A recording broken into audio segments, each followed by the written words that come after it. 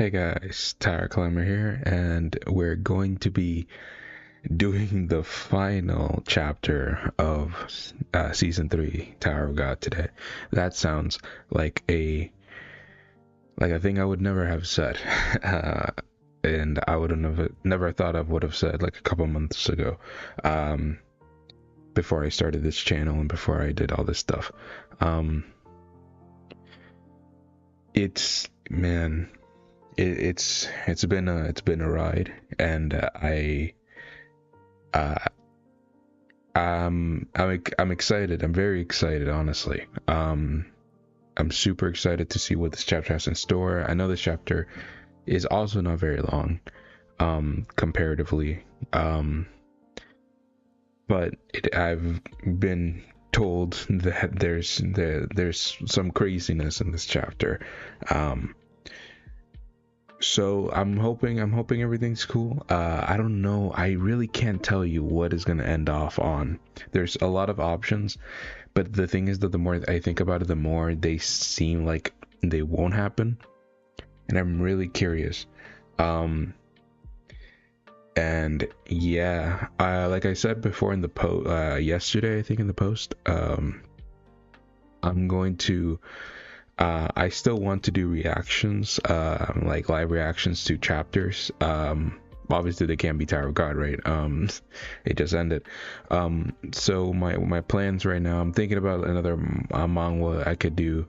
The thing is that I read a lot of other stuff, so I've already, but like I said in the post last, the thing I'm thinking about most is doing is a live reactions to um Omniscient Reader. I love that series a lot, and I'm really behind on it, honestly. Um I haven't watched or read. I think after the whole Nirvana stuff, I haven't reread or just read ahead of that, so I'm gonna have to see what chapter specifically I left off because I don't even remember. And I'm gonna see if I can do that.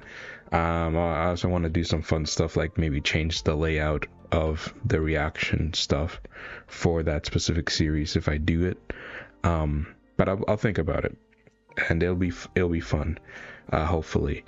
Because I still wanna do this. It's been really fun doing these week by week. Um, it's it's a little thing I can look forward to doing, to take my mind off a lot of things, and a lot of work.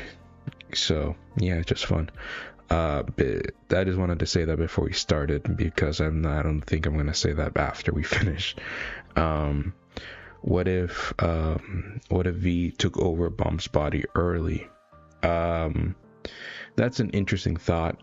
The reason, and that kind of brings into question like what happened. And it was an interesting comment that I saw, that apparently V was like trapped, uh and when Bomb made the line, that was kind of like the crack that V needed to regain his consciousness. And I kind of like that way of thinking, like that theory. So it would have only been able to happen after Bomb did the line, so like during. That'd be crazy. Like, imagine if Bomb turned into V like during the Data Jihad fight. That would be nuts. Um, but yeah, I don't really know. I could just say that probably a lot of things would change, and it depends on how much control, because we don't even know how much control V has over Bomb right now. Um, we'll have to see, I guess. I'm guessing that's gonna be brought up more in season 4, though. Yeah, I don't really know specifically. I mean, I probably do. I just need to think about it for a long time, because that would change a lot of things, and I would probably need to think like a whole new direction for the story at that point. Um, and yeah, I mean, it may be a fun exercise. Maybe I'll cover it in a video, because that seems like a fun what if. Yeah, but let's get into it. I think. Let me actually. I haven't done my sound check. I normally do that. I think I sound fine because I was using my microphone earlier on today, and it sounded fine.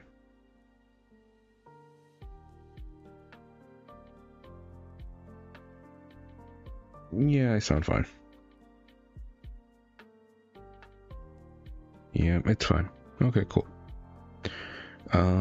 Cool. So now I am in the right page. I want to start really, because I have a lot of other stuff to do today. Kind of like cutting this short, but can't really do it any other day of the week, and I really don't want to get spoiled on this chapter, because after this everyone's going to be caught up. It's not going to be like the Ross versus the the webtoon people. It's going to be just everyone's going to be on the same page from now on, so I really don't want to get spoiled on something. Yeah, let me obviously have the chat right next to me. Yeah, I'm on the right page. Cool. All right, let's start this off. We are on the final chapter of Tower God Season 2. And again, last second predictions of what could happen. We may see Bomb again. Due to the thumbnail, I'm guessing we're going to see something involving Jihad, the Jihad family. Very interesting stuff. I don't know, either that or it's the revolution, because they have the same symbol. And it doesn't seem like we have a violence warning or anything of the sort this time. So yeah, any predictions like that I don't really have. So yeah, I'm gonna see. Let's check it out right now. Yeah, okay, and we don't have a recap either. Which I guess makes sense. Last chapter, the recap probably wouldn't make sense, because last chapter was like a cliffhanger with Maria, which is still crazy. I wouldn't have been able to guess Kun Maria showing up in, if you give me 100 million tries. But yeah. So this is it is the Revolution ship, I noticed, because there's also the Kirin ship here. So this is after they teleported away. Man, again, the ship designs in Tower God are just also like, I mean, they're great, they're cool, and really, really detailed. But I really do like the design of the Revolution ship. Not only because of the logo and stuff, but also because it just kind of looks like the red light district is called like the red garbage dump and all that stuff. This ship looks like it was made with a lot of spare parts, and I think that's really cool and in theme with the Revolution and the whole red light district stuff.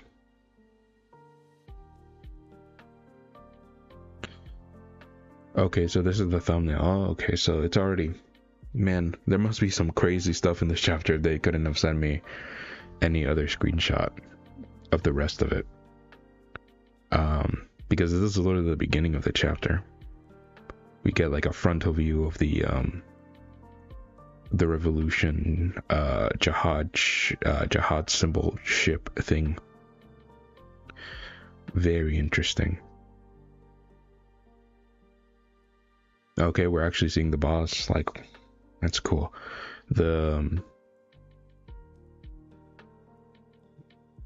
Alright, cool. Yeah, we're seeing the boss. I just wanted to make sure that there wasn't anything like in the background that was new, but no, it was just... Okay. Where the heck did that beast come from all of a sudden? Oh, he's talking about Yurik. I think. Yeah, he's talking about Yurik. Where the heck did that beast? That's cool. He's like, where the heck did that guy come from? That was a close call. Does the boss not know about Yurik? That'd be interesting. I don't know how much information the boss actually has about the tower. I would assume that he has a lot of information about the tower. I mean, if he knows a lot of stuff. I wonder how much he knows about Yurik. that'd be interesting to get some new information about. I'm glad the others seem to be okay.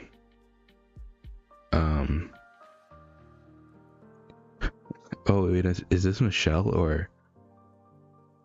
Because he says, "Holy shit, I thought I was a goner."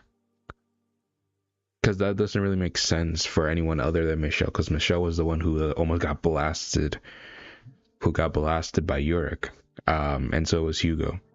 So, and we also see Michelle like type that kind of style of like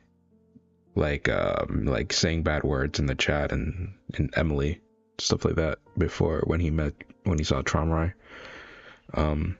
Just kind of having that laid back attitude when texting, but he's saying, "Holy shit, I thought I was a goner. I managed to escape on one of the floating ships. Would you come get me?"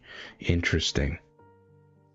I'm hoping this is Michelle because I really want Michelle to be doing stuff later on, not only because he has a cool power, but also because, you know, I feel like it kind of would have been a waste to introduce them, be like, "Oh, I'm the distorted mindset of Gustang, I'm this and that and the fourth," or whatever, and then he just dies. I would have rather, I like Hugo more like as a personality, but I would have rather had Hugo die in that explosion than Michelle, honestly. That's just me from a story perspective. But hey, ready for some last reveals? 100% ready for some sweet last reveals and probably a cliffhanger. Knowing SIU, the man loves his cliffhangers more than anything in the world, and I don't think I'm gonna be ready for the cliffhanger. If the cliffhanger last week already threw me off for a loop, I can't expect this one's gonna be a worse cliffhanger. I mean, it's gonna be a better cliffhanger, you know what I mean? Kind of like a man. Yeah, but I just can't think of what it would be. Like maybe, I don't know, because the thing is that the man, season 2, like the finale of season 2 was crazy also, but it seemed more like a wrap up. I don't know, at parts. Yeah, let's keep going. I don't want them to die yet. I still need them.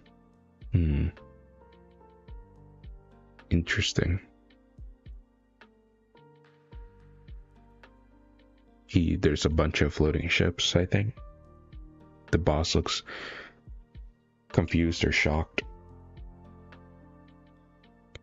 Where did that fleet come from? Okay. What's going on? There appears to be a floating carrier that was hiding behind a cloaking spell. Interesting. Behind a cloaking spell. What? How did they know we were here? Or where we are? How did they know where we are? That crest. Oh, this is that's Jihad. That's a Jihad family.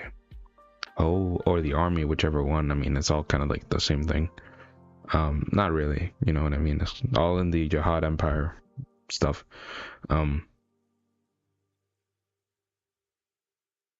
Interesting. The Jihad. So revolution. So Jihad's going after revolution. Interesting. Super interesting. Hey, Amir. That crest. So Jihad's army. That's a weird looking floating ship. It looks like a dragon. I was gonna say a dragonfly, but because it just like it looks like it has wings. That's interesting. There's a bunch of like they look like shields, barriers. There's these other ships that kind of look like they also have wings, like birds. These are other ones that kind of look like stars, or like they have like a star shape. Interesting. Super interesting. I wonder whose fleet this is. Is it somebody like important, or is it just like you know, basic jihad runs. I would assume it's somebody important. Those are jihad forces. So that's Kieran saying that. Interesting. Robodon's ship. Okay, so we cut off to Robodon's fleet with his skull ship. I don't know why I never noticed the horns either. The horns next to the skull. That's sick. But we see it. Oh, we see Kadede. I think the Lopabia names are confusing sometimes. I think it's Kadede. He's like typing away on his lighthouses. I forgot he survived the war, honestly. Out of everyone.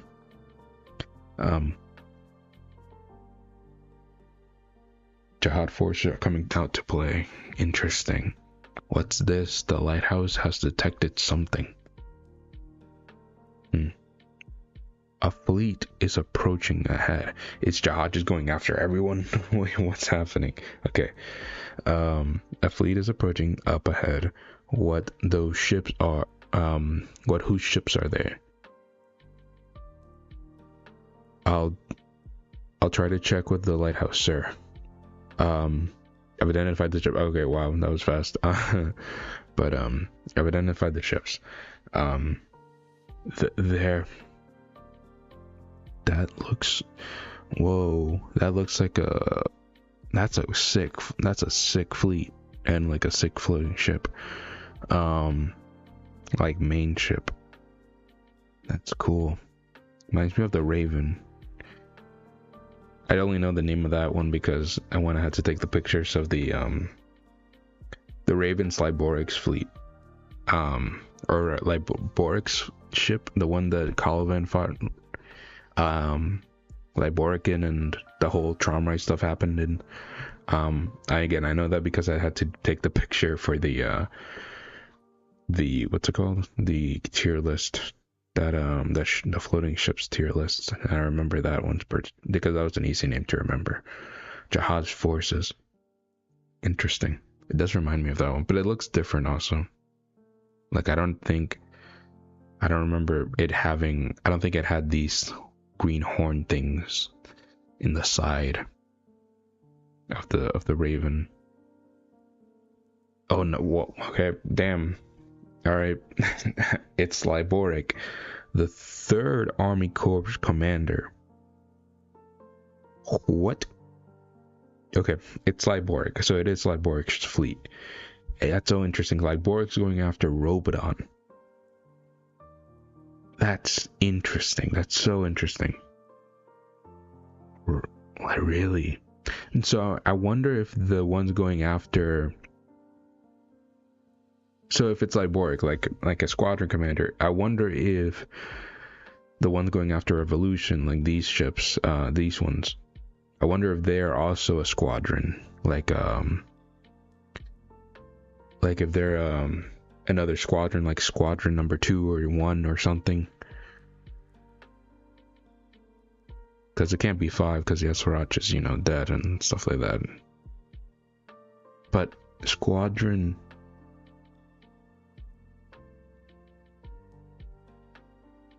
Okay. Like it's Liboric, the 3rd commander. That's either that's 3 things.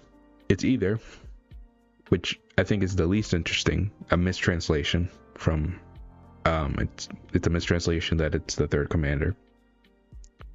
Because Liboric was the 4th commander after Caliban was demoted. That's the least interesting one.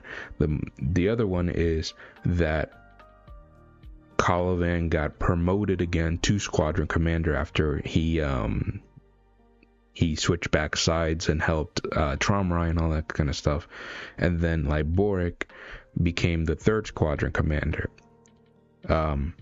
Which either that means that the 3rd squadron didn't have a commander that needed to be replaced already, so they just did that, or the 3rd option is that they didn't have they did have a commander already, and Adori was just like, I need to help my boy out, Liboric. but I want to give Caliban his spot back. So you, third random Army Corps commander, you get out of here, and Liboric, you come back into you're the third one now, which is honestly the third one's the funniest to me. But it's probably the second one, if again this is not a mistranslation. That's so interesting. That's the most interesting thing this chapter, I think. Liboric. Damn, are we gonna see Liboric this chapter? That'd be crazy. We haven't seen Liboric in a hot minute. Actually here live this week, at least for now. Hey Haku, what's up? It's not a mistranslation from my knowledge, but it's still odd. Interesting. Again, those are the only three possibilities that I could come up with. So now there's only two possibilities. I'm again, if he's not the fourth one, I'm like 100% sure that Caliban is again the fourth squadron commander again, because that just makes sense to me. I can't really think of anyone else who would become the fourth squadron commander again. So this, and Liboric just now is the third. That's interesting. I figured Liboric and Caliban's remaining forces would have been combined. That's an interesting thought. But yeah, because both of their forces kind of got wiped. Liboric got a promotion off screen, essentially. That's crazy. Yeah. It's like nepotism, because Liboric and, Adoria are more tight. So like even though Liboric got his butt beat by Caliban, he still got the promotion out of it. That's funny. Haven't seen Liboric as long as Caliban. That technically true. I think we saw one panel of Caliban after Liboric, but that's true. You guys went to go read the Korean. It does say 3. Damn. All right. So cool. It is not a mistranslation. It is Liboric the third now, and I'm guessing Caliban's the fourth, which again goes, if this is a fleet that's going after Robodon, then I'm assuming that the one going after Revolution is also as a squadron of Jihad's army, and I wonder which squadron it is. So it should, if Caliban's 4 and Liboric is 3, then that only leaves 2 and 1, because again, I'm pretty sure they shouldn't have a 5th squadron right now with everything that happened at the nest, because literally I think only Nanatona survived the nest, and I don't even know if she did fully. I'm pretty sure she did, from the 5th squadron. So yeah. So yeah, it's either only the 2nd squadron or the 1st squadron, which is very interesting. Liboric the third. Okay, so now we just got to the title card. Okay, got it. I said this chapter was a short one, but with the way I'm reading, it's probably gonna be a 2-hour stream. Yeah, Caliban was kneeling for Trom first appearance. Yeah, he was. Yeah. Was he? Yeah. I don't remember. He was doing something. He was looking at Trauma. I remember that. I have to go back and reread. I haven't reread those specific chapters in a minute. I just use like screenshots for videos. Stay calm. Focus on the flow of Shinsu. Who said that? I still don't remember until after reading, but Liboric, Lobodon took Tramrai's body, so maybe Jihad wants that. Oh, that's so interesting. Yeah, Robodon did take. I didn't even think about that as a possibility. Maybe Jihad does want Tramrai's body for whatever reason. Maybe, we don't know. That'd be so interesting. Imagine if he wants Tramrai's body to perform necromancy on it or something. I think that'd be a little bit of a stretch, but but like that'd be crazy. But yeah, maybe he does want Tramrai's body. Wow, I didn't even think about that. But yeah, good point, Haku. Because Robodon does have it. Who said that? Bums. Okay, so we're back to the V and bomb stuff. I didn't even notice it for a second. Take a few deep breaths. Just give yourself over to the massive flow around you. Again, not the best thing you'd probably want to be saying to somebody you're like sharing a body with. Like, let me just take over. Give yourself over. Not the best. I didn't think of that. Thanks for that, Haku. Yeah, interesting.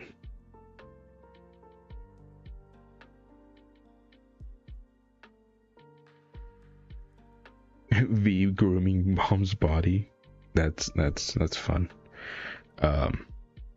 Yeah. To what Amir said, I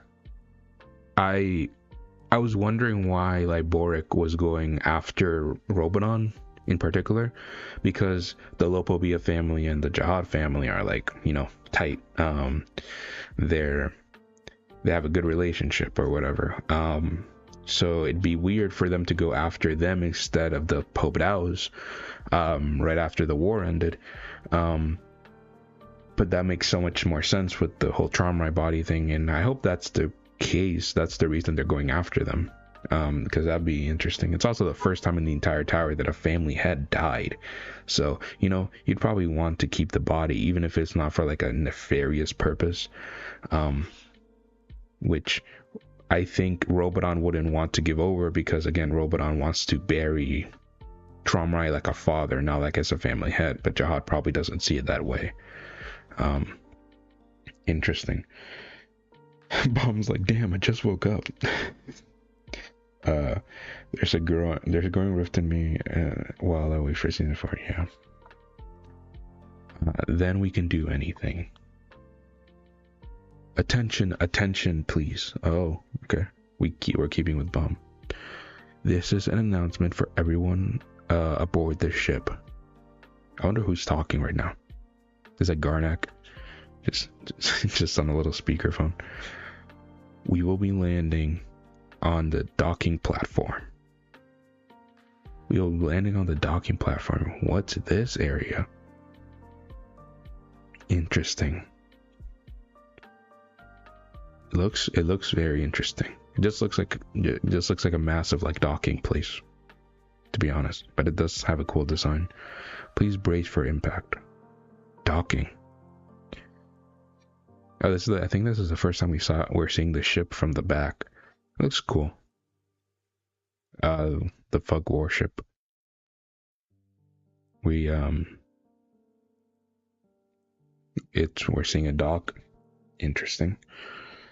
I got airport vibe. Yeah. Less success, he'll be here soon. How long? Who's this? Another Fug member? Interesting.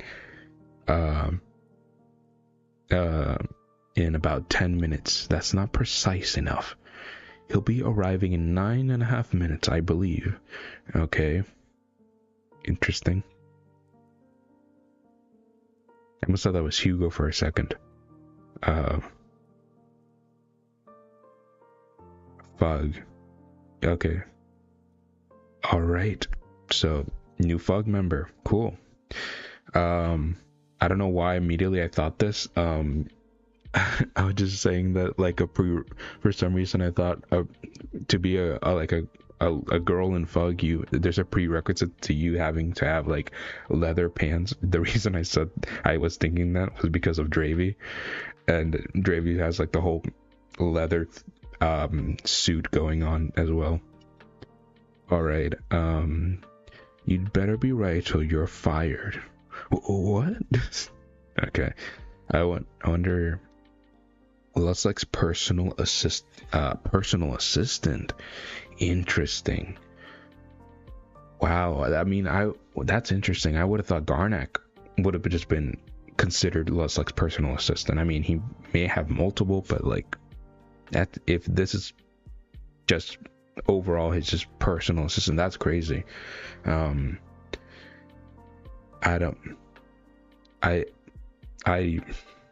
Man, that name, give me 1 second, because I'm gonna I don't want to mess up that pronunciation because I'm gonna probably have to keep reading it for a hot minute.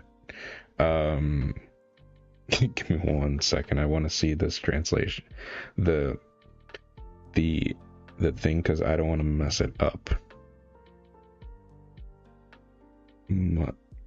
Okay.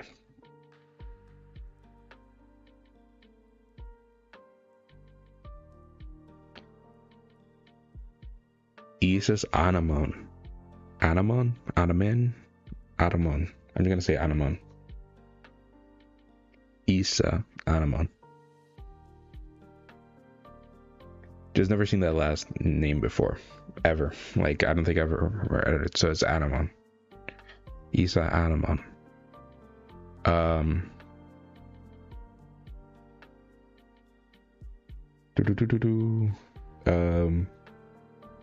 Whoever commissioned the ship, make it look as edgy as possible, please. 100%. I mean, that's Fug's whole thing. It's edgy.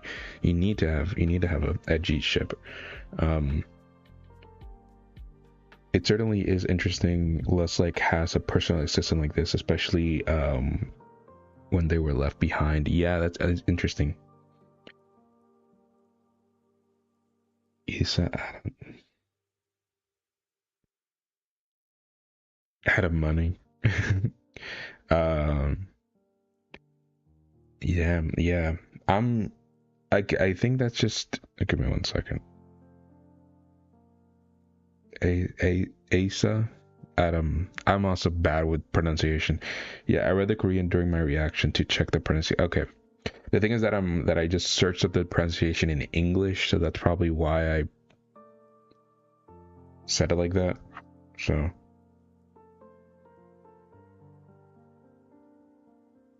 interesting. Give me 1 second.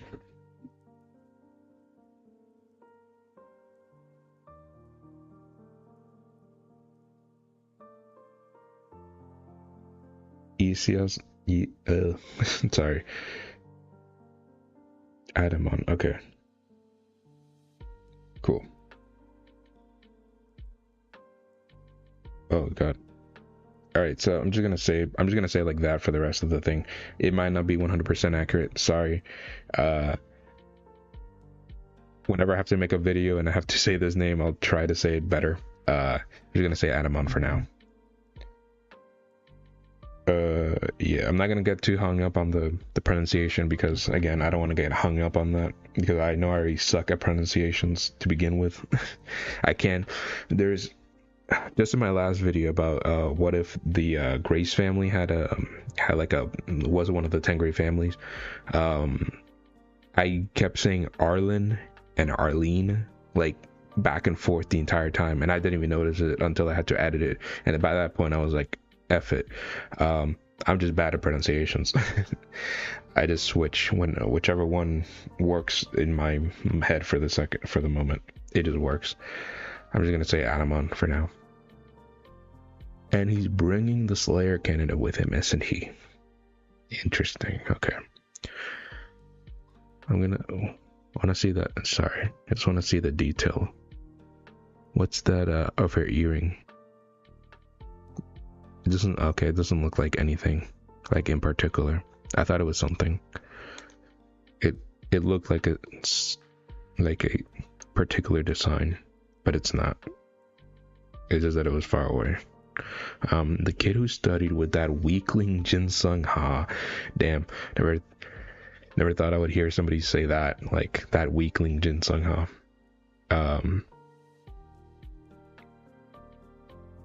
I mean, she's an interesting character already just from the few lines, I think. I can't wait to see for myself just how pathetic he is. Oh, she's gonna be one of those characters that's like, oh, Bomb's like, Bomb's just pathetic. He doesn't deserve to be a Slayer candidate, and then she's gonna see his like power, and she's gonna be like, whoa, what the heck is wrong with this kid, and stuff like that. You know, we've seen that character before a lot in Tower of God by now because of how Bomb is. But it'd be interesting because I don't think we've ever seen somebody like that. I'm sure we have seen somebody like that, but I don't think recently we've ever seen somebody like that from Fug. be like that towards a bomb. It's normally people outside of Fuck, and it's weird her being Leslie's personal assistant, that she doesn't know about the whole thing with bomb. Again, it's so interesting who knows and who doesn't know, because I'm sure that Han Sung knows, and Leslie of course knows. But it's very interesting to see who knows and who doesn't. Yeah, it doesn't really matter. I always pronounce it as Trauma Ray when it should be Trauma Rai. Got it. I'm on there. Must be this or it's just or it's less like as big as Glazer. Oh, that's also interesting, because she's her personal assistant. And none of us pronounce Rachel's name right anyway. And either way, everyone still says Endorsi instead of like what Androssi is it supposed to be, or whatever, like the actual name or something that SAU did on like Twitter or something. And I still say Jihad instead of Zahard, stuff like that. I mean, if you understand who you're talking about, it doesn't really matter at the end of the day. It kind of just matters like if there's two characters with like names that are super similar and you don't know who you're talking about.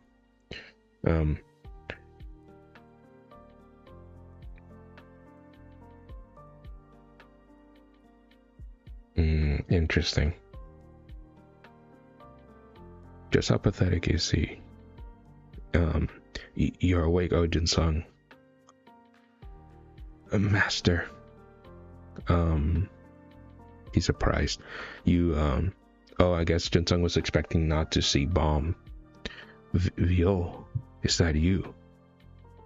He was expecting to see whoever, for Jin Sung, whoever that was. Obviously we know it's V. Are you alright? You're not hurt or anything, are you? And Dorothy. It's Dorothy, not. Yeah, and none of the translation have ever technically been right there. Interesting. Oh, it's like the mother of the Bible. Interesting. These are the chapter pronunciations. We're just getting every pronunciation in the book for this one. But the one that I said too, I feel like I've heard that name before.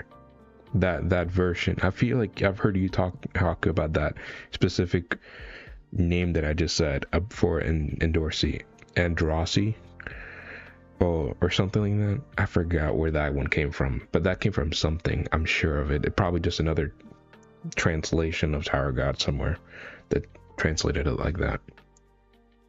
You're not hurt or anything, are you?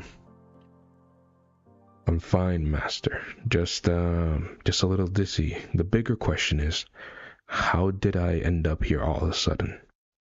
Yeah, Bomb has no idea. Yep, Bomb it'd be super weird for Bomb. Imagine you were just Bomb, you were like in the middle of a battlefield and you just blink and you're just back. You're just in a battleship. You're just like, what just happened to me? What happened to the game? Why am I by myself? Where are Kun and Rack? Listen, Vio.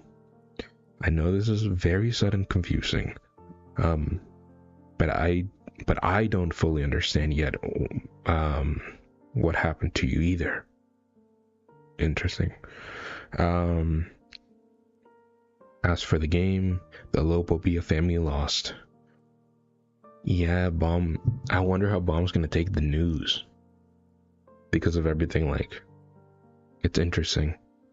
And their leader Tramrai died soon afterwards. Okay, so that's not being kept hidden from Bomb.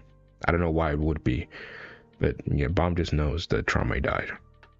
Interesting. Very interesting. I see. And what about the others? They should be okay. Not entirely sure where they are, but there hasn't been any more deaths in the arena. Okay. Really? I heard it from an eyewitness who was there, so it's probably true. Interesting. I wonder who the eyewitness was. My guess is just like Luslek, who was there, just told Jinsung no one else died. But I wonder if it was someone else. Maybe what's it called? Maybe Dravy was just around, invisible, gathering information.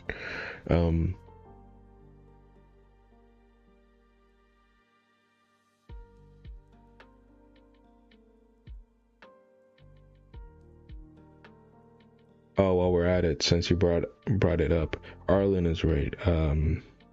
Saying maybe Ryun. Oh, maybe Ryun. I forgot how Ryun was there. How did I forget how Ryun was there? She was literally the one who both took Rachel and everyone to Enkidu, and also like the one who told the whole thing about V, and everyone was like, "Whoa, what the heck?" Man, I completely forgot about Haru. The thing is, that's just Haru in the entire story, though. I think you always forget she's there. She just leaves at some point, and then she just pops back up and be like, "Hey guys, I'm actually been doing a lot of stuff in the background while you guys were doing all of your stuff." Yeah, okay. Then what about me? Why did I suddenly pass out and wake up here? Well, the docking procedure will begin shortly. Okay. Attention everyone, attention everyone aboard the ship. I wish I knew. Interesting. Please brace for impact. Okay, they land. I was gonna say, because I was looking at the ship design, I was like, how does this thing land? But I guess it just floats. That makes a lot more sense. It just floats by the edge of the dock. Because I was like, that thing does not look like it can land like steadily on the ground.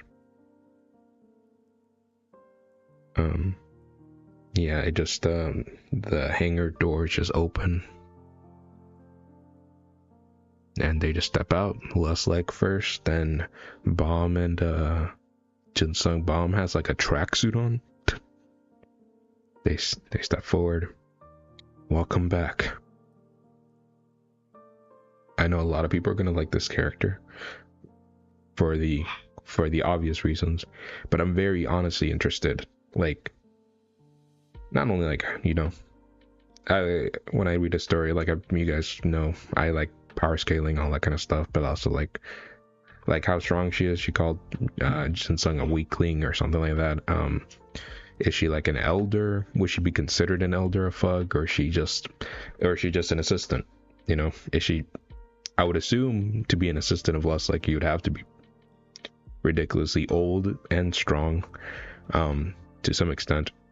Like, what's her relation to Lust, like, stuff like that. Welcome back, Lord Lustlike.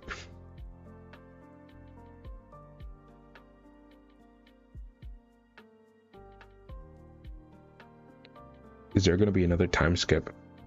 Possibly, maybe. It'd be interesting how long of a time skip, though. I don't know how long of a time skip there would be between season 3 and 4. That'd be interesting.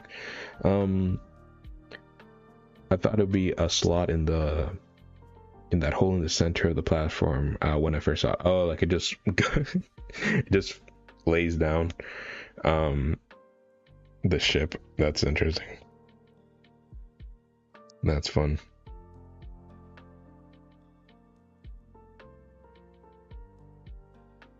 Interesting. Forgive me for worrying you, Adamon. Not at all, sir. I'm just relieved to see that you weren't injured in battle. Interesting. Come now, we must hurry. There are enemies lurking all around us. Yes, my lord. Yeah, that's interesting. Is this dock a Fug location dock, or is this just a public dock that the leader of Fug just landed on. That'd be funny if that was just the case. Um, yeah, but interesting. There are enemies all around us, and it's kind of like, I feel like this is how Leslick's always. I mean, after the whole wars happened, this is how Leslick always like lived. Just kind of like how Yurik said, running away from the 10 families, always moving, never staying in one spot. Yes, my lord. Yeah, Mom's just wearing like a whole tracksuit thing. That's interesting. She looks back at Bomb. He steps. He looks as weak as the rumors say. What rumors? Like, I feel like the rumors make him. I feel like that's an interesting line, because I feel like the rumors about Bomb make him sound, to the normal people of the tower, make him sound way stronger than anything, like, right? Because like, the rumors are the actual truth, you know, like Bomb fought multiple rankers, he beat a ranker officially, and all that kind of stuff. Like, those are rumors, quote unquote, but they're the truth. Like, he survived the battle in the last station, he did all this stuff, he survived the battle in the nest, that kind of stuff. Like, I feel like the rumors paint him to be pretty damn powerful. So I don't know, like, I don't know what rumors are saying that he's weak. Mean to Bomb for no reason. Also, what room? Yeah, exactly. What room? Like, what weak rumors of Bomb have you been hearing? Because like, I can't think of any rumors that have been mentioned in the story that paint Bomb as anything other than like incredibly strong, like a regular, fighting against rankers and all that kind of stuff, and surviving ranker battlefields. Yeah, that's so weird. Yeah. Yeah, I don't know how she would think that at this point. Yeah, that's kind of like that's weird. I'm not even like mad that she like mean to Bomb, honestly. Like, that's like, again, a lot of people has been mean to Bomb, saying that he's weak or misjudging his power. But that line in particular, weak as the rumors say, I feel like, again, it's the opposite. The rumors make him out to be like a demigod for somebody who's climbing the tower. She's yeah, she's just a hater. Rumor compared to Yurik, he is weak. I mean, you know, fair enough. You know, Amir, you bring up a great point. He doesn't deserve the honor of becoming a slayer. Interesting. There she goes again. Yeah, Jin Sung's like, she's just a hater, bro. Don't worry about it. Interesting. I mean, you know what?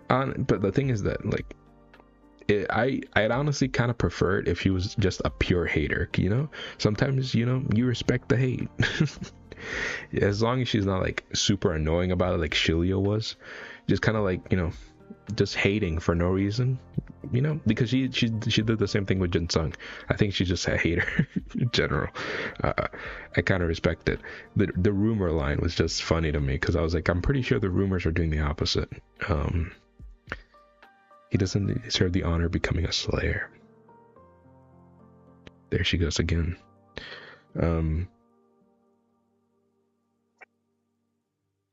Kaku. Okay, the Karaka thing maybe, but the Yama, I feel like Yama's proven himself plenty at this point. But it's funny. Karaka needs to step his game up a little bit. You know, he's strong, and also he's super young. You know, that's the thing. That's always the thing about Karaka. He's ridiculously younger than a lot of people think he is. I honestly don't think he's more than like maybe 400 years old. Given how old Yuri is, and how long it took for her to climb the tower, I honestly, because I think Karaka started his climb up the tower after Yuri's climb. So honestly, I don't think Karaka is like 300. I think he's like 300, 400 years old or something ridiculously young in the tower. But But yeah, I mean, I honestly do agree that Karaka kind of needs to step up his game a little bit. Like Yama has. But Yama has the things for that kind of power ups. Yeah.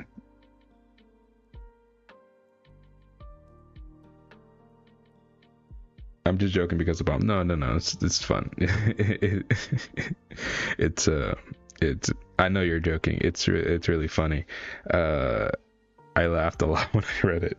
No, I know you're joking. But I wanted to mention that because I was thinking about it the other day about how young Karaka actually would be in the tower, because we know about Yuri's age and we know how long it took her to climb the tower. So again, I'm guessing that Karaka's climb was because Karaka seems younger than Yuri. So I wonder how long it took him to climb the tower. Again, probably maybe like 100 plus, obviously 100 plus years. But I honestly don't think he's probably 300, 400 years old. Insanely young, and he's already a high ranker. Focus your mind. Words and actions carry no importance in themselves. Oh, that's a V. I don't know why I was thinking this was Leviathan for some reason. It's V. Focus your mind. Words and actions carry no importance in themselves. What really matters. Again, we see kind of like Bomb's point of view vision. We're seeing like the flowing water Shinsu stuff. I personally rate Karaka top 500, and current Yama as currently family head tier. Yeah, basically you and me basically think the same. Yuri's top 500, Karaka's around top 600, 500, kind of that kind of stuff.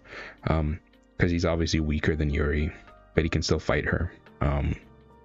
And he can beat division commanders like Shion He and stuff like that. And current Yama, yeah, he's like, I would say like he's in the Dumases, Robodons, that level of power. What really matters is the flow within them. Interesting.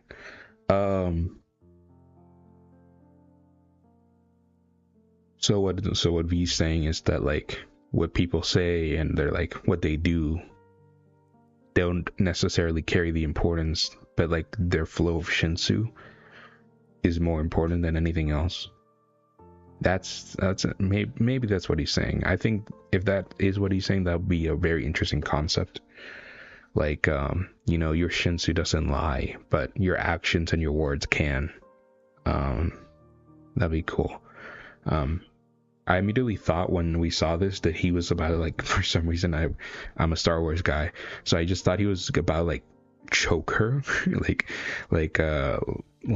literally like strangle her with Shinsu for some reason. I don't know why. Immediately I thought that he was like gonna attack her or something with Shinsu. The flow within them.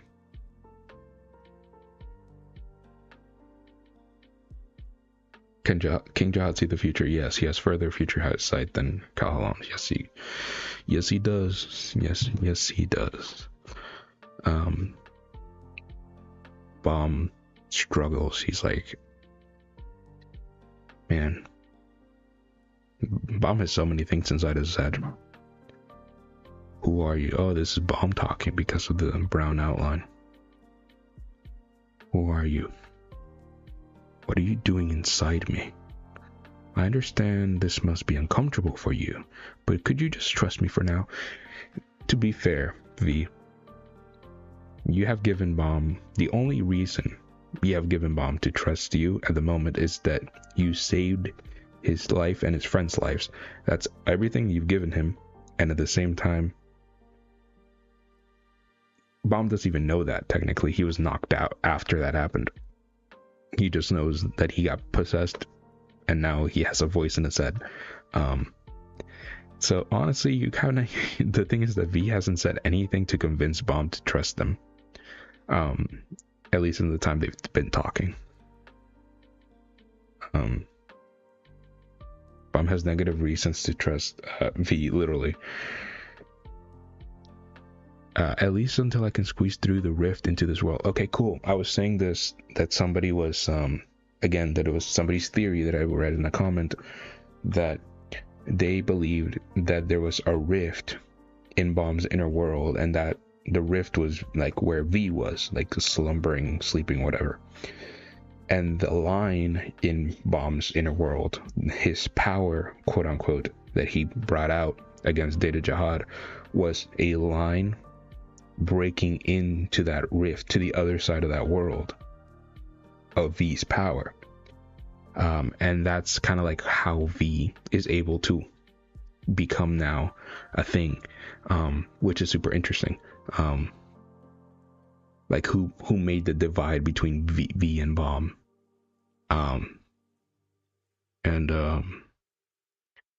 So yeah, that's super interesting. And Bomb just like, made the rift himself.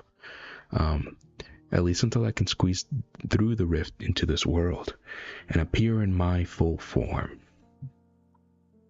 I've also been reading some theories that like are also super interesting, that the Bomb is like a clone, like an extra body for V, like a reincarnation of V. So he doesn't look exactly the same as V and stuff like that. So they kind of like used the body of the baby, and the way that they revived him was to make another V. And that's why Arlen said that he was a monster, that he wasn't really her child, that kind of stuff. And maybe she made the divide between Bomb and V. That'd be interesting. And whenever Bomb said in the hidden floor that he made the line and said, "This is my power," what he was actually saying, that this was V's power. Basically, this is like his power has been hidden away because his body is really V's body, or something like that. Around those lines, it's confusing, and the whole thing's confusing overall. But I think it's an interesting theory. And appear in my full form, and I think this like dialogue is giving a lot of that. Then I will be you, and you will be me. Again, just like kind of buying into the theory that Bomb is V. And that's something that he's gonna have interconflict with. Bomb has always, throughout the entire story, has been having an interconflict about like who he is, what he is, for what purpose was he made. Was he just a tool for somebody else's revenge and stuff like that? And now with this whole V situation, that question is being brought into 100% more light, because of the whole a literal other personality inside of him, that's telling him that, oh, you will be me and I will be you. Like you won't be yourself anymore, basically. It's interesting, and I think it does play into Bomb's whole story throughout the entire story. And I don't think it I don't know if it contradicts anything, but I don't think it derails his storyline, and his like search for himself near the battlefield. Yeah, but like Bomb definitely has negative reasons to trust V at this point. He has literally none. The Popodao family's battleship, the Ark of Knowledge. Again, super cool looking battleship. One of the coolest, honestly, in my opinion. There's a twinkle. It's not even a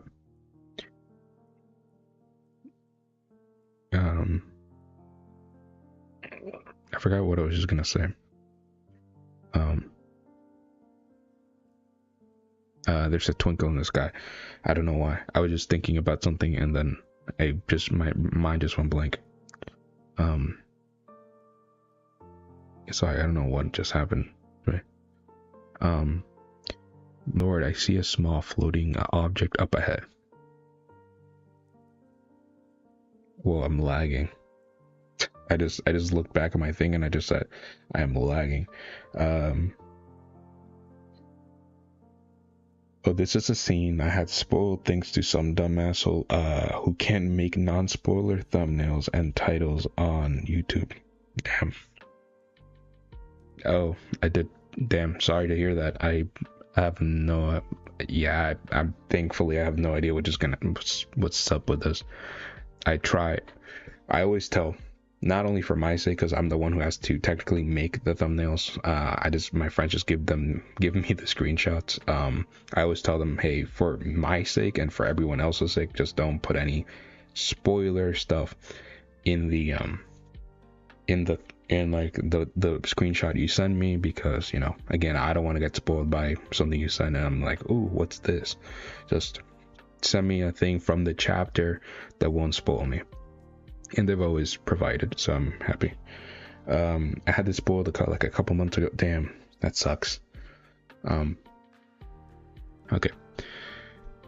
man, yeah, man, but that really sucked. Like, the thing is that for me, for other stories that I don't care that much about, I really don't care about spoilers.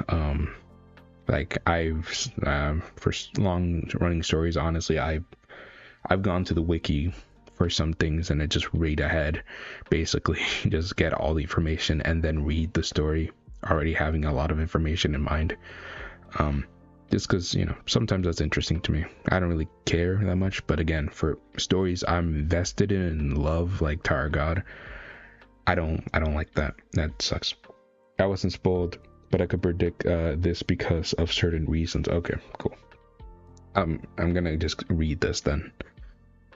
We are already past halfway done with the chapter. It's about the size of a small combat plane. Interesting. Yeah, this looks like a very small ship. Small combat plane. A floating object, you say? Is there any way to identify it? Yo, gusting with the metal arm. That's sick.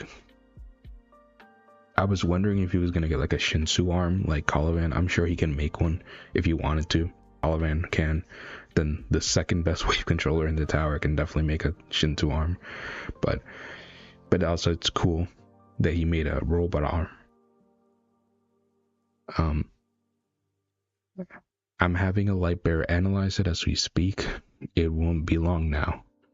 Wait, that symbol. It's Jihad. Okay, it's Jihad's forces again. That's the symbol of the... Okay. That's the symbol of the commander-in-chief of the Jihad Royal Guards.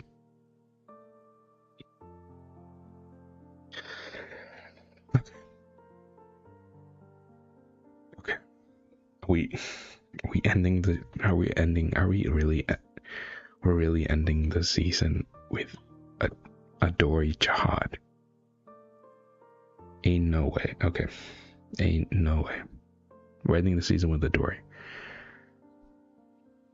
Are we gonna see a Dory? Okay. That's a symbol of the commander-in-chief and the Royal Guard.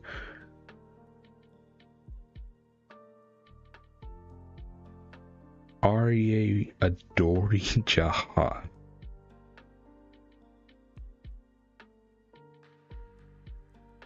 Again, like I said in another part of this stream, what? Arya Adori Jihad.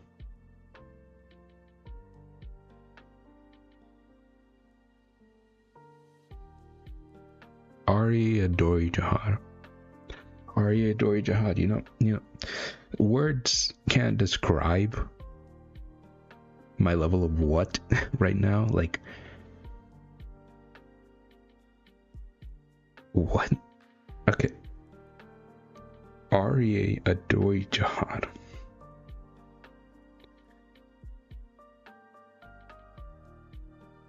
Adori is an REA member. I guess I'm not looking at chat. um, Jahad's favorite is rolling up. I looked at the chat. I'm a liar. I'm a filthy liar. I looked at the chat. How are you? Arya Adore. Okay. There are so many implications of what this could mean. Arya Hagafarion. Is she just gone? That'd be... If she's not gone, it'd be crazy. Now, it'd be crazy because now there would be like literally two, it would be Adori Jahad, like the 7th strongest, princess of Jahad, is an Arya, and then like the 2nd strongest princess of Jahad is also an Arya member. Second, there's a big chunk of the blog post now that is just retconned. Not that big, to be honest. I think only no, it's actually not that big. Only a certain amount of the blog post could be possibly retconned with this. Like, if obviously we'd have to wait until we get more Dory lore, and we're not gonna get this in this short amount of time. But the only Adori lore I can really think about that this changes is that she had white hair, which, interestingly enough, we never actually have seen in the what's it called, in the story of Tower Garden her itself, Adori with white yellow hair, with gold hair or whatever. It's always been like silhouetted out, and I think it's always been white.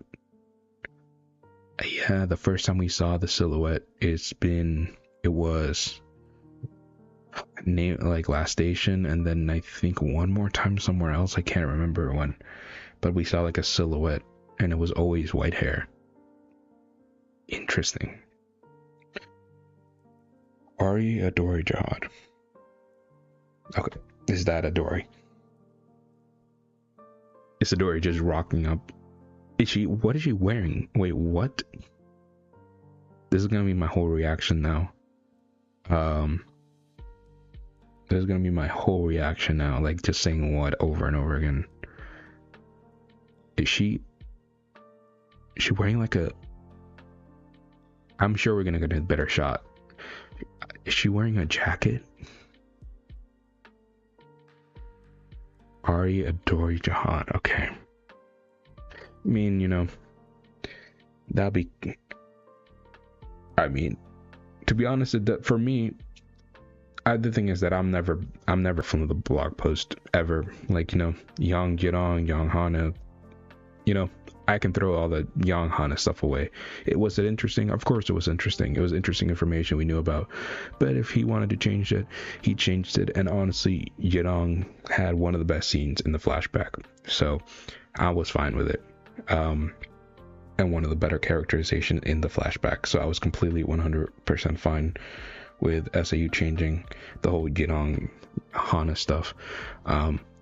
And for the most part, he's changed a lot of other stuff from the blog post, and they've all been good, from my opinion. I'm really glad he got rid of the Bayload and Bayroad stuff from Yama's story, and I like Yama's story now better than what it would have been probably, and stuff like that. And again, this doesn't change that much about Adori, honestly, from what we knew. Now, honestly, she's probably just stronger than we thought she was, because she's an REA now. And I'm just gonna give my thoughts later on. That's just crazy. I'm lost for words. Like, I have so many words, but I'm lost for words. One of Jahad's princesses. Okay. What? Gusting's just in the room. Gusting's like, what? Adori's here. Interesting. Okay. I'm kind of stunned for... Oh my goodness. Yeah, she wearing a varsity jacket? What the heck? This is not what... I was expecting her to rock up here with a full battle suit, or she's wearing a... She did come out of the mall? She's got out of the university. out here to kill some Podows. What the actual hell? Okay. Just a sword, cool looking sword. At least the hilt of it. There's some ventilation systems. Okay. Okay, so we're cutting to Kuhn and Dorsey, who I'm guessing are in the battleship. Oh, wait, they're in the battleship. Are they okay? Are they gonna be okay? What the hell? What's going on?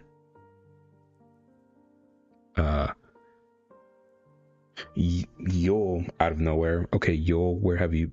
I think we saw actually a shot of Yul. Literally, I think one shot of Yul in the Sprout arc. If I can't remember correctly, because I remember seeing it in Joe's stream. I forgot. But yeah. But I think it was only the back of his head. Whatever. Oh, there you are. I've been looking for you.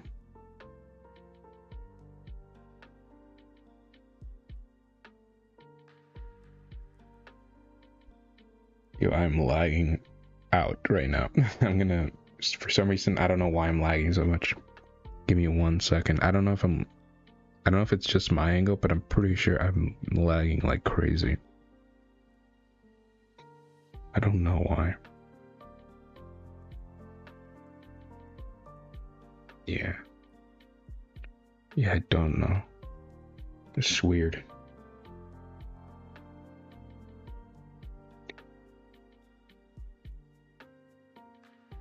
Yo, am I lagging for you guys? Because in OBS for me, I'm not lagging. It says great connection, all that kind of stuff. You have no idea. The thing is that in my end, I'm lagging, but then in my OBS, I'm not lagging. So I don't know which one to trust. It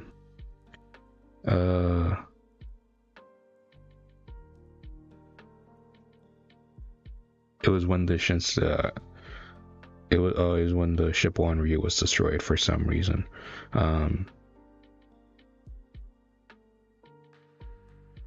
Even comments after being back for so long. Yeah. Damn. Alright, Yul.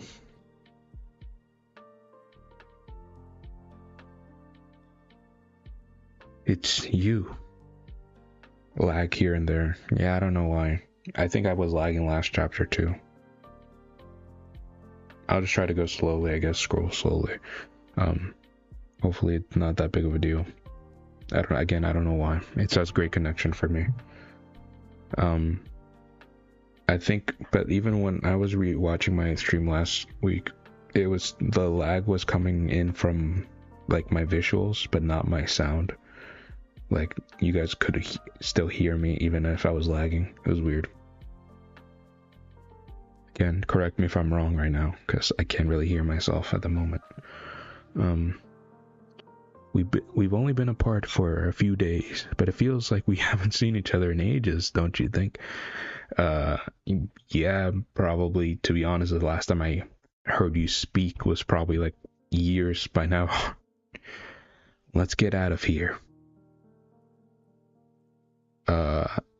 The ship is about to be blown to pieces. Okay. Alright. The ship is about to be blown to pieces. Cool. What?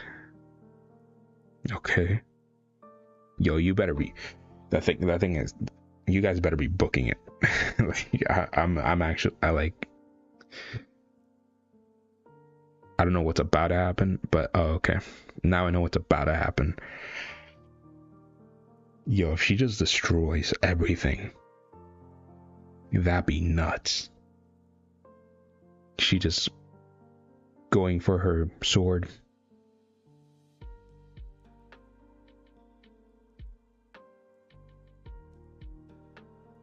Okay, so she's grabbing her sword, swings with a massive arc.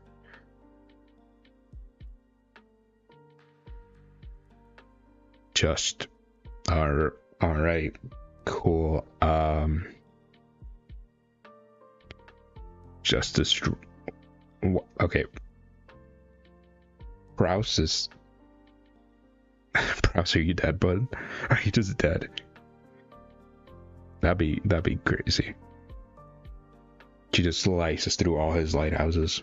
Again, makes sense. That literally doesn't contradict with anything we haven't seen. But yeah, just slices through all his lighthouses.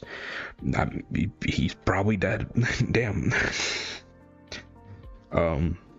That's crazy. Proust.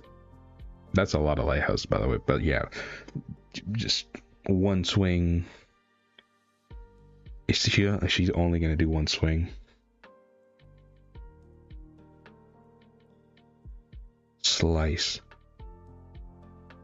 She just sliced. Wow, that is perspective. She just sliced the entire floating castle in half. She just went through the lighthouses, sliced it in half.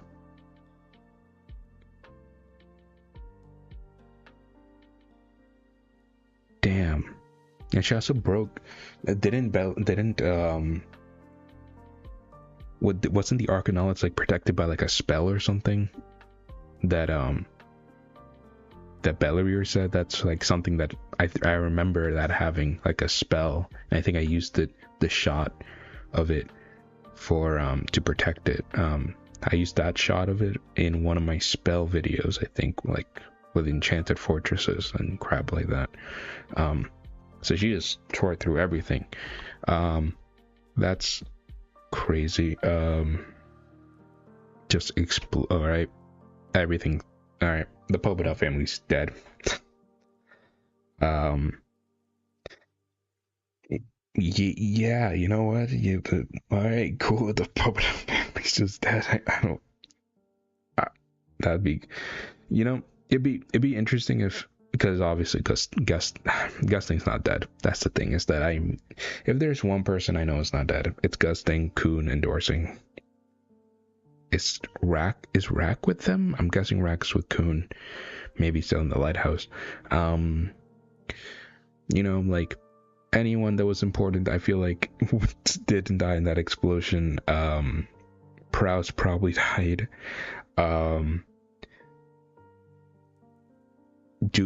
Dumas, I don't think Dumas died, actually, now that I think about it, because the spell armor is a very particular thing.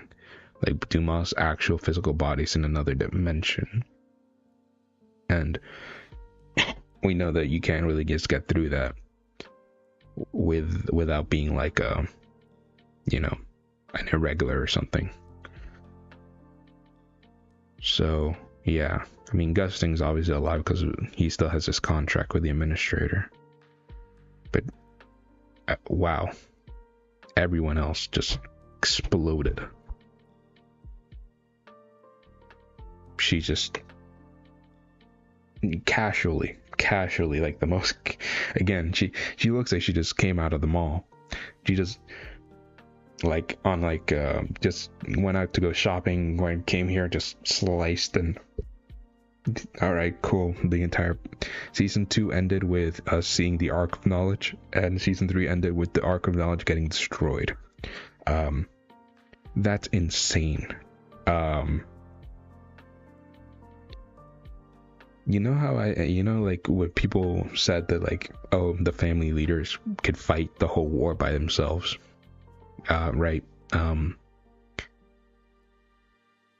Yeah, I think it's pretty fair to say anyone in the top 20 could do this. Like, I feel like it's pretty fair now with all the things we know about, like, the people in the top 20, like with Gusting, with Tromrai, with Edwan, and I think it's just fair to say that they can just rock up to a family, like the floating ship of a family, and just say, you know what, I just delete you.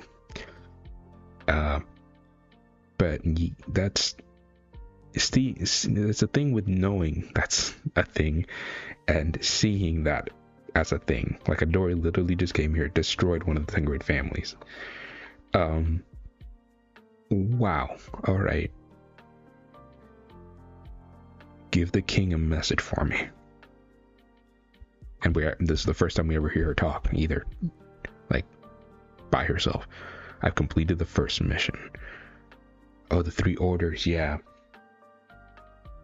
So she's like you know, like how they said she was, like, oh, she's gung-ho, she wants to do all three orders, like, let's eliminate Pobdao, let's eliminate all of Fug, let's eliminate the people in the Hell Train, let's do all of them. She's literally doing that. She's like, oh, I did the first one, now I'm going after Fug or something. As soon as the next target has been located, we're actually seeing her face. Ari Adori Jihad. Damn. I'm sure there's already some fan art of her, because these, again, readers have already been known this. If you're not like a webtoon reader, I'm sure there's fan art of her. There can't not be. That'd be interesting to see those later, if they are, but I'm pretty sure there is. I proceed to eliminate him right away. Fug Slayer. Oh, she's going after Mom. Got it. Okay, so that's the end of the chapter. We're getting as a use note.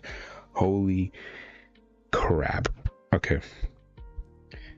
Yuri said Jihad's princesses could take down the Tengri families alone. Yes, I even made a whole video about that. It's old, and that's before I stopped showing my face. So, you know, Mike didn't have a mic, didn't have this, and didn't have like you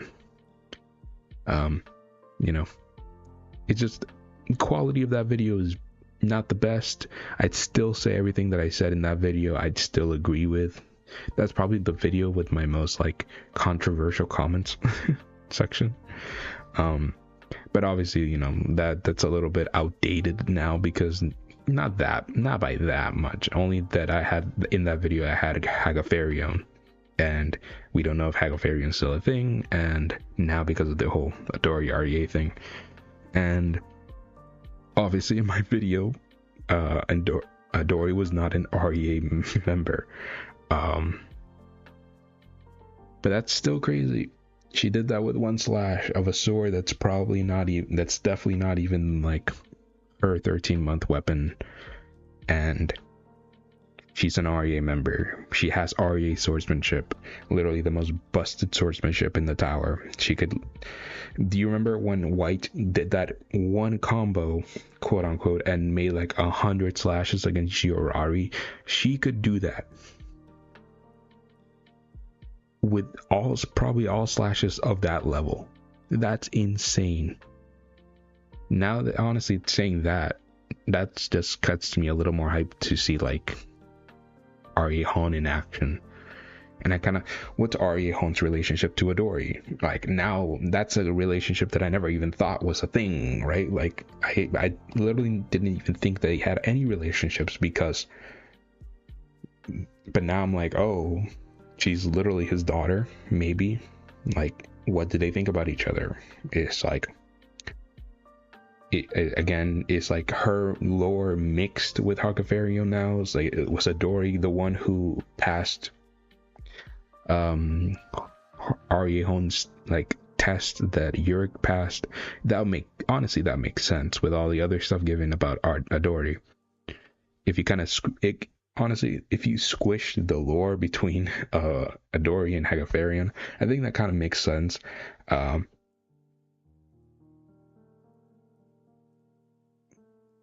Damn.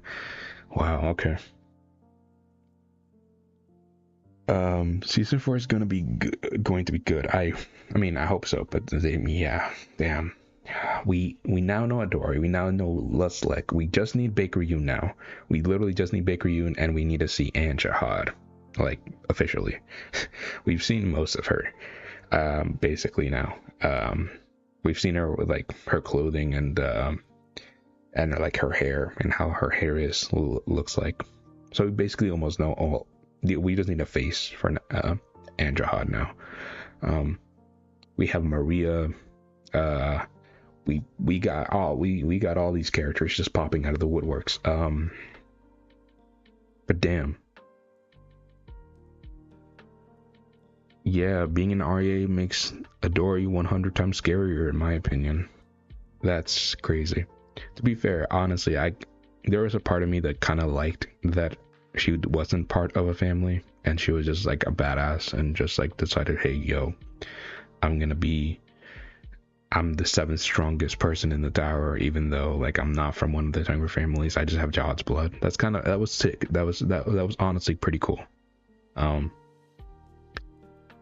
my past Adori videos are a little outdated now because of this knowledge. Good thing I don't have a princess ranking video yet. But now I'm definitely gonna plan on doing one because of this information. Damn. Again, it's the most interesting thing, aside from her being an REA, which is like the most obvious thing, it's really her outfit for me. Like, her outfit is the most shocking thing. I really thought that she was gonna come out here whenever we saw Dory. I really thought she was gonna come out here with like that flamingo coat that she had on, like in her silhouette. Maybe she still has that as like an outfit, but she's just not wearing it right now. I just didn't expect her to come out here with the varsity jacket with like a tank top and like knee-high socks. I was just not expecting that to be the case at all. Well, we know who's at the top of the rankings, 100%, yeah. Honestly, I'm really bummed with Adori, really. That's interesting, Haku. The design, the design would have been great to Rose. Okay, the Rose I don't agree with, but the Hagafarian I do agree. I do agree with. But again, who might not even exist now. But I wish Adori kept the gold hair and looked more mature. I don't know. The thing is that I never saw, even with all the fan art, I never saw Adori as mature. Which is weird to say, because I think it's just a fact now. All Jihad's princesses are never mature. We have Yuri, we have even Tiara, man, even Tiara. I think the only like serious Jihad princess that we got is like a mature Jihad princess is Anak, like the original Anak. That's like the only mature Jihad princess I can ever see. And but just from her, like how she was stated to be, like in the Hidden Floor, I never actually saw her as mature, quote unquote. Like I always saw her like, oh, let's do all three, like we can just do that, gung-ho and not wanting to prove herself per se, but just like very eager. So I never really saw her as that mature. At least that's my interpretation. I don't know. I don't agree with the Rose, because I still believe, I think Rose can have like I think her design depends on a lot of if she's Arkraptor's daughter. If she's Arkraptor's daughter, I would actually want her to look somewhat like Arkraptor. Like with her outfit and everything, I think that'd be really sick. If she's not Arkraptor's daughter, it just really depends if her design's cool looking. Her not being named from the Tengri families would also add some mystery and hype. Making her REA takes a lot of hype away from Hagafarian, who might cancel her existence. Again, it'd be interesting if I get where you're coming from, Haku, but I think it honestly wouldn't be that bad if we just blended Hagafarian with Adori at this point, because I think having two princesses of Jihad from the REA family that are like that close in rank is a little, not saying that Hagafarian before was stronger than or anywhere near Adori, but like I think it's kind of redundant now, maybe, and but I think if we blend our lore together, like if SAU wants to do that, they're like, oh, he looks at Hagafarian and he was like, oh yeah, Hagafarian's a character. Let me just blend her with Adori. I think if he does that, because I wouldn't want him to take away a lot of the cool things from Hagafarian. If Adori was the one who again did the test, passed the test of Arya Hone and got the prize or whatever from Arya Hone, that'd be I feel like that'd be interesting. I think he can take interesting directions with it.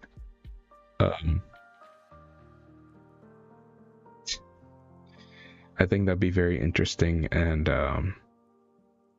you're definitely but again, it for me it all depends on how he takes it. Again, I was skeptical on the Yama change when it first happened, and then he brought it around, and I like Yama's story a lot. I was skeptical on the Yanhana change. And I love the again, like I said before, the Yirang stuff in the flashback was literally my favorite stuff in that flashback. Even if it was a little short, it was still my favorite moment in that flashback with her and Amizu. Overall, I think that's those are my I don't know. I'm always chill with SU making changes, and I think that I think the only thing that it takes away from me personally, again, I can't ever change your mind, Hawk. It's like we both have different opinions, and I'm not judging you for yours. I like people having different opinions and that we can talk about and discuss.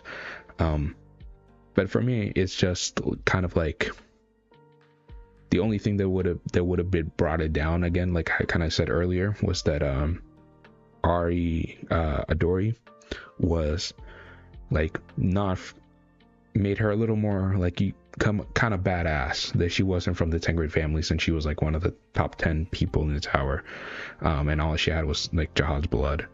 I'm fine with it, and again, it'd be one thing if SAU showed her in the story with blonde hair and then just decided to make her an REA. But again, the blonde hair thing was only a blog post thing, and we never seen her hair color.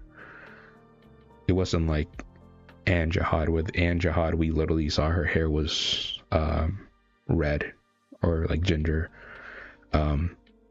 So you couldn't really change that. We saw that in the main story, and stuff like that. That's my opinions, my 2 cents about the whole change. It's crazy though. For me, it's crazy. For me, the REA stuff is interesting, but it kind of pales in comparison to the fact that we just saw Adori. Just in general, we just saw Adori, and she did like the first thing she does is destroy a family. For me, again, that's the REA stuff is the most interesting thing about her appearance right now, but it's also not the most world-shattering thing for me, because I always try to let authors cook. I'm excited either way. A Jahad princess is gonna be fun no matter what. Yeah, in my opinion, that's the be all end all for me as well. That if SAU can handle Adori's character well, because I'm gonna say, I didn't like Luslex's design that much. When I first saw it, I really was disappointed with Luslex's design. I'm not even gonna say that I wasn't neutral. I was actually let down by Luslex's design when I first saw it. Very much so. He just didn't appeal to me at all. I was just happy. I was excited to see Luslex, but his design itself didn't appeal to me at all. But then obviously I love Luslex's design now, and that's because of how SAU handled him, and he became he became Lustig is one of my favorite characters, because of the way he acts and how much of a troll he is and all that kind of stuff. For me, I'm gonna wait for Adori to do more stuff than just like, you know, show her power, and then I'm gonna judge how I feel about the whole Arya thing. Because if you can tie it into the whole Arya family and stuff, then that'd be cool, I think. It'd be interesting if Adori is like very closely related to Han, and how that could be used as a plotline later on. Now I'm going to read the last words from SAU. That's a bad way to say it, but I'm going to read the author's note at the end. Hello everyone, this is SIU. Thank you all for reading this week's episode. I'm gonna actually, you know what, I'm gonna put the, sorry guys, if you can't tell by the glasses, I am blind, and I can't read that text. Thank you all for reading this week's chat episode. One of my specific goals for this season was to communicate with readers using primarily the story itself rather than comments such as this one. So I apologize if I've come across more distant than before. And yeah, so like he's talking about the blog post, that he stopped doing the blog post. Since this season's story has been more epic than any of the previous episodes, a number of unexpected difficulties arose in the course of preparing and producing the series this time around. I feel like I remember from the blog post before that he also was feeling this way around the latter half of season 2, when the whole Data Jihad and like Hidden Floor and Yorick and Heljo thing was happening. I feel like that's very similar. Like the more epic he gets, the more difficult it is to build the story around for SIU. Although I completely understand the feedback that you readers have been kind enough to give me, unfortunately it is too late to change some aspects of the story now due to the limitations such as the predetermined direction and setting of this series, as well as some internal difficulties with regard to production. That being said, I personally believe that a creator should only put out their best work, so I apologize to all the readers for any disappointment you may had with the story so far. SAU's always been a humble dude, and I think that's the thing, is that I think no matter how much like the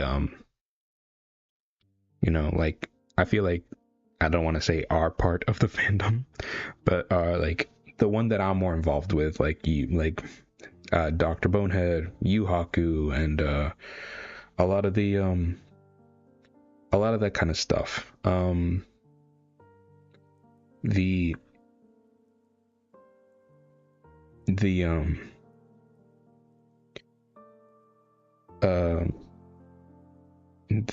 That part, no matter how much criticism we have, and we have a lot, we can have a lot. It's a story. No one should be afraid of voicing their criticisms to a story they love and they like. And obviously you're still reading it, you're still giving it a fair shot. And there's no harm and foul to having criticism. But I honestly think, from everything that I've heard, at least, I feel like the Korean fan base of Tower God is a lot more. Not only Tower God, to be fair, I think for like a lot of manhwa, like the Korean fan base are a lot more cutthroat with the authors than like we say our criticism, but like we always like, I feel like, give reasoning. I feel like I've heard a lot of the Korean people like kind of just go for the throat with a lot of their criticisms. I don't know if that's like accurate to say, Haku, and I don't know if you know any of that more than I do, but that's, yeah, I just had that in my mind when I read that. Now that the season has come to an end, I would like to gather the feedback I've received and try to apply as much of it to the next season as possible, which is fair. I feel like any good author should do that. I would also, as long as the criticism doesn't overcome you and you're just making, because I also believe in the fact that no audience knows what they want. Like, if everyone, because on the audience, what they want is what they know, right? If the author only does what the audience wants, then it's everything's gonna keep being the same. Basically, it's no one knows no one really knows what they want. Everything should always, in a story setting, it should be a surprise, and it should come from the author's passion of that kind of stuff. I generally don't believe in the notion that an author should follow an audience's wants in that kind of way. I mean, I know that's a debate, and I've had that debate in a lot of my classes and other places that but I would also like to make some changes to the production and art style. Interesting. I think that's the most interesting thing. So season 4 is going to get a new art style. So I'll be publishing a spin-off series featuring the characters from Tower of God before the new season begins. We knew about that. I plan on getting started with the spin-off series and the next season almost immediately. So I will do my best to have have everything ready as soon as possible. Thank you for joining me on this season journey. I hope to come back better than ever before. And that's all we can hope for. And also, don't try to die along the way. I say you. Because we don't have your blog post anymore. We can't get a weekly update of like, oh, I'm dying this week again. So just keep safe. Although it could be difficult to fully express at times, as the creator of this series, my love and affection for it remains as strong as ever, for better or worse. So many things would have changed and continue to change in the world around us. So I'm always careful. But I'm always careful to stay true to my original purpose and never lose my spark as a creator. I would appreciate all the care and concern I really appreciate all the care and concern you've shown me, and I will keep your comments in mind as we move forward together on this adventure. See you all soon in the next season and the spin-off series. Thank you, everyone. To be continued.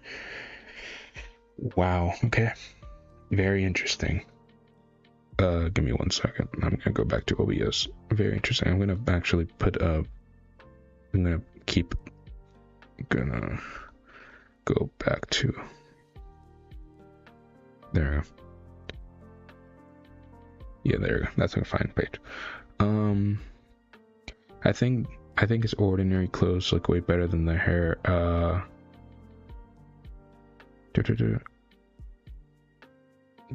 So good, way better than his hair cloak while fighting.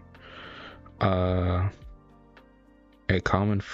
funny top comment on most of the arc's bad chapters was, "I'm going to erase this memory." Oh my god.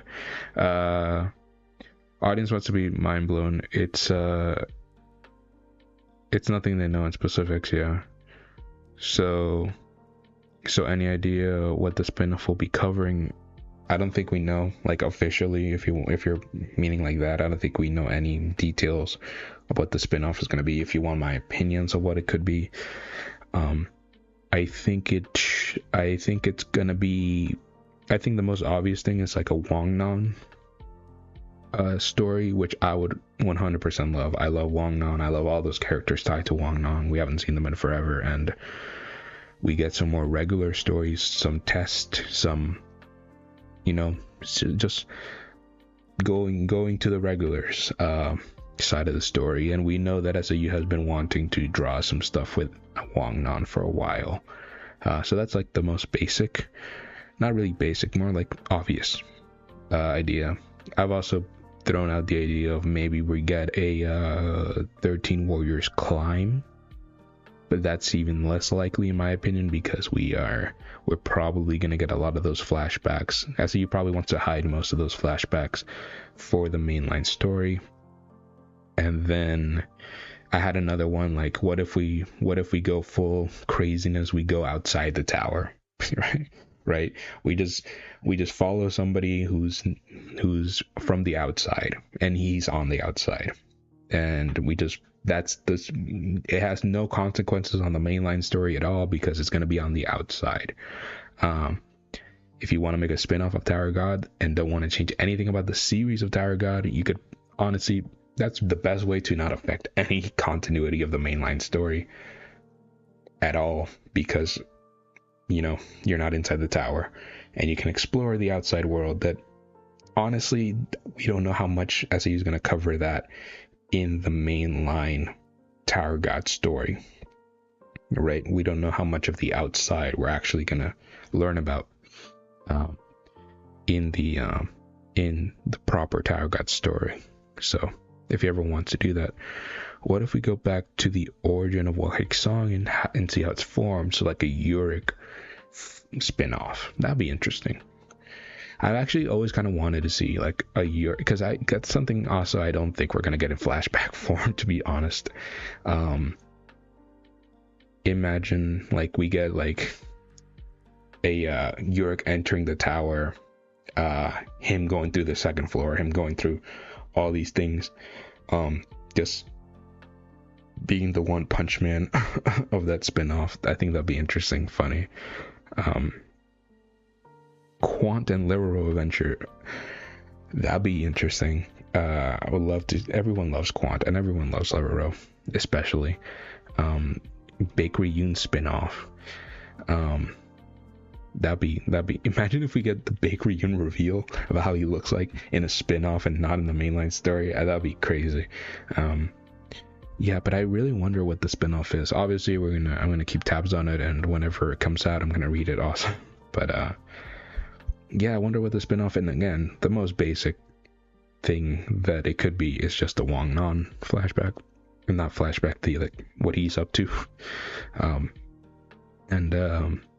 With Horyang and Kasano and Mi-Sing and Go-Sing. And I think that's everyone, because yeah, Prince and Narcraft are dead. Rip to my goats. Yeah, we might get some, they might meet up with Team Novik, Team Ron. I was gonna say they meet up with Beta, but I don't remember where I don't remember where Beta was. I think Beta stayed with Team Shibizu, maybe. I don't know where Beta is. I don't even. Last time we saw Beta was in the Floor of Death. No, it wasn't. It was in the hidden. It was no. What? It was Last Station. I'm sorry, I forgot about that. Yeah, it was Last Station. We saw Beta punch White. Joaquin. Could be Rachel spinoff. Dude, imagine, people would be so pissed, and I kind of wish it's a Rachel spinoff. That's so funny. A Rachel spinoff would be the funniest thing, because the reaction of everyone being so pissed off that it's a Rachel spinoff is actually hilarious. What if it's what if it's just a Rack spinoff? It's we just see Rack surviving in the wilds, living off, being chill around all the other ones of his species or whatever, hunting turtles. I'm excited for the new art style, because I don't hate the art style of current Tower God. I know some people for some reason do. I think it was rocky in the beginning of like when we first came back from the hiatus, but I think now we never learned her 3 wishes. We didn't. We did not. That's interesting. Again, I always wondered what those wishes like even meant. Like, I'm guessing it's just like what Gustin can do, which I mean, like almost limitless things, right? But like, she can't be like, oh, make me stronger than Bomb. I don't see how Gustin could do that. I don't know. The only people I could see doing anything that drastic is being like maybe a guardian or something, and yeah, no. So I don't know. Again, it's weird. We never did learn her 3 wishes, but maybe it was like, status in the Pobedao family and stuff like that, protection from the Pobedaos. I don't know, something like that. It could have. Rachel's still alive. She's still in the story. We might learn those 3 wishes. I don't think that needed to be answered. um that much. This thing can write her strength up. It's like a D&D sheet. It's just like, oh, you want plus 1 million to your strength and dexterity and your whatever. You got it, buddy. That'd be funny. Nope, but interesting. This is how we end season 3. Again, I also heard from one of my friends that this is not like they told me don't get your hopes up and don't compare it to the season 2 ending or whatever, because the season 2 ending for me was good, really good, and really hyped. I still like it. It's not like one of my favorite chapters. I think the ending was crazy with Adori, and the Liboric stuff was interesting, and the bomb and V stuff that was like at the end of the Sprout arc is interesting, and I want to see how it continues. Yeah, I don't know. For me, season three, like the mainline story of season 3 concluded with Traumarai.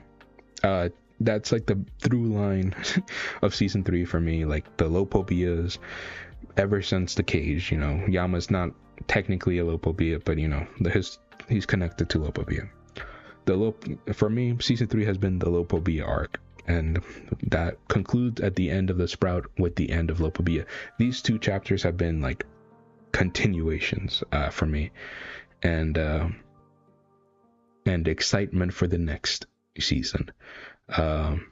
Also, let me know if you want the character pulls your swords do a video on them.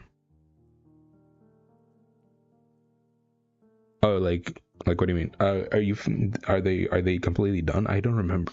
Sorry, I've been busy these past few days. Are the character pull swords done? Or are they still going? I forgot when they end. And I can't remember if they ended already.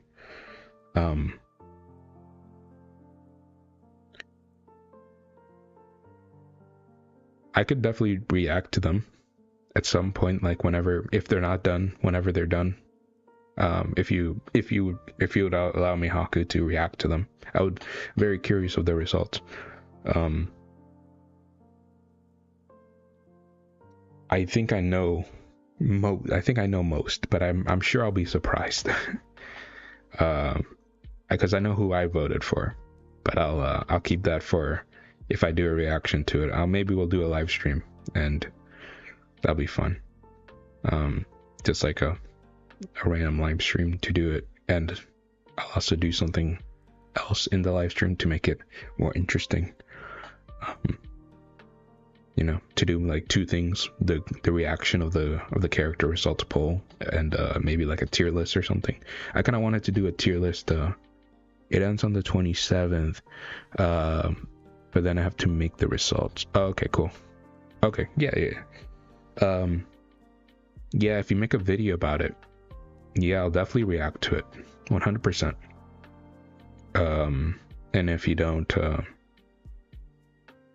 don't make a video and just make it public, I'll definitely just react to it anyway. But yeah, I would love to see another video of the character poll reactions. I don't know if that was what you meant or like, but I'm meaning it in all ways, I guess. I would love to react to it, and I would love to in any way, shape, or form, and I would love to see a video on the actual results anyway from you. That'd be super fun, especially with season 3 ending. But yeah, and when I make the reaction, I'll definitely say who before I see it, I'm gonna like say who I voted for, because I repeated some votes a lot. But yeah. But I haven't been voting recently. I should do it today. Because I haven't been doing it. I've been busy with a lot of stuff. But yeah. Well, now to everyone to go annoy Haku. Everyone vote on Adori Jihad. I think she's on the poll. I'm pretty sure she's on the character. Well, everyone vote on Adori. Make Haku have to change her name to Ari Adori Jihad, and just annoy him. Everyone vote for her. Just kidding. Haven't voted at all. Well, it ends on the 27th. You still have days to do it. I guess every vote counts. You get 3 characters to vote for. It takes, I think it takes 2 seconds. You just go vote them. Just boop, boop. Pick 3 characters out of like the 1 million characters in the poll, and then just can make 3 votes a day. So again, you have multiple days to just make 3 votes. It takes a little bit of time, and I haven't done it every single day. I feel like I wonder who does, but like, I'm sure some people do, but I've been super busy and I just forget. Nah, I'm lazy as that. Nah, you know what? I respect the laziness. I respect the laziness. I expect the hustle of the laziness.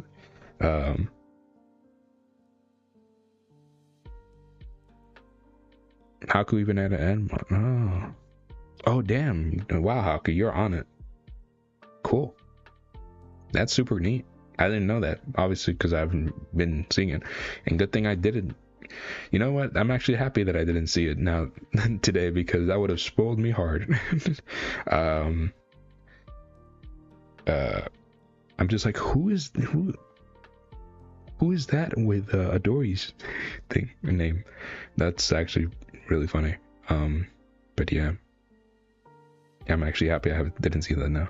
No, but I respect the laziness hustle.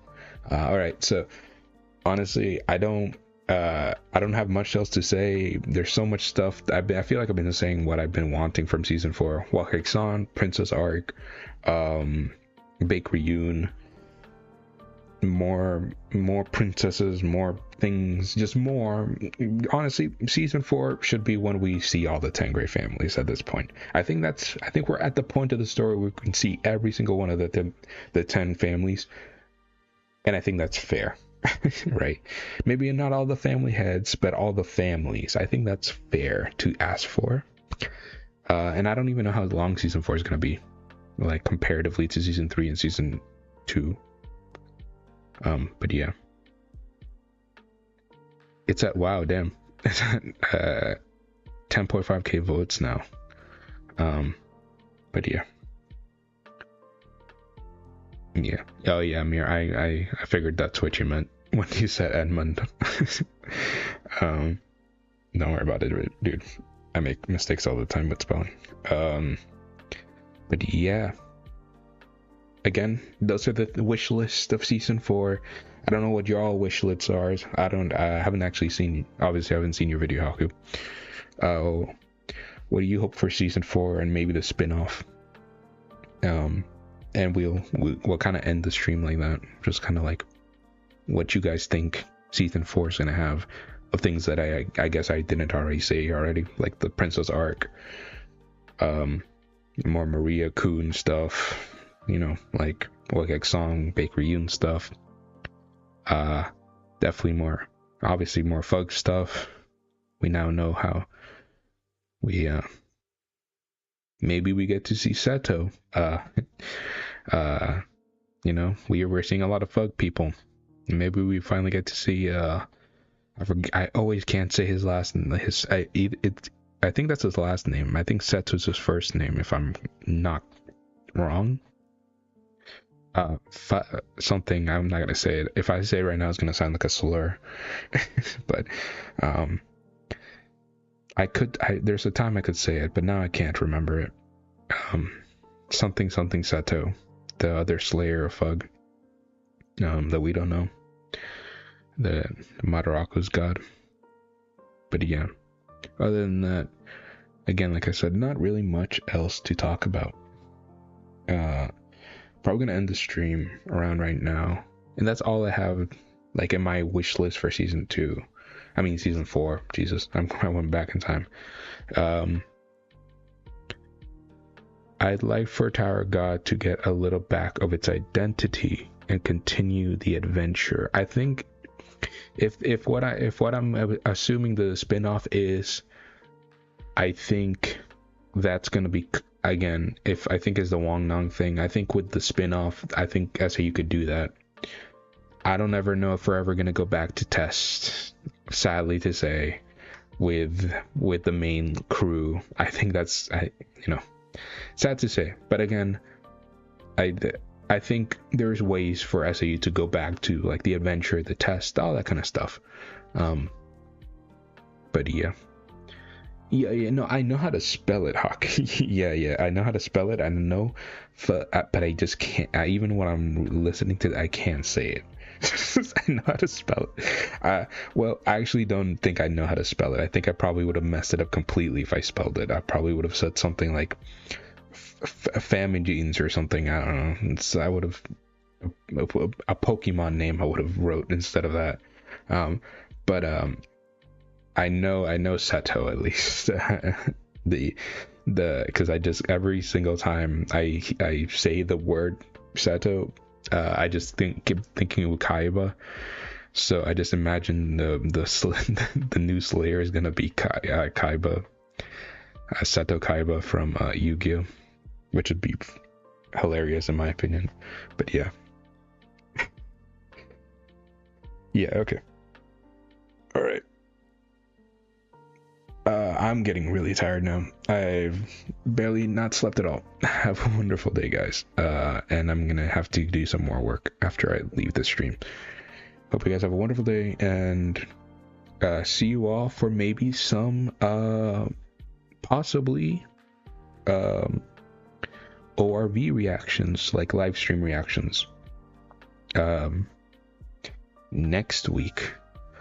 That'll be really fun to do, and I think that's a series that I want to give a shot at live reacting to.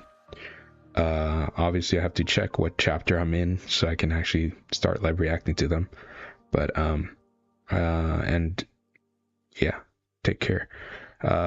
Hope for a short hiatus. Yeah, I hope it's not that long of a hiatus. Definitely, probably maybe like, I don't know, couple more months maybe, especially for the spin-off. But yeah, have a wonderful day, guys. Good night.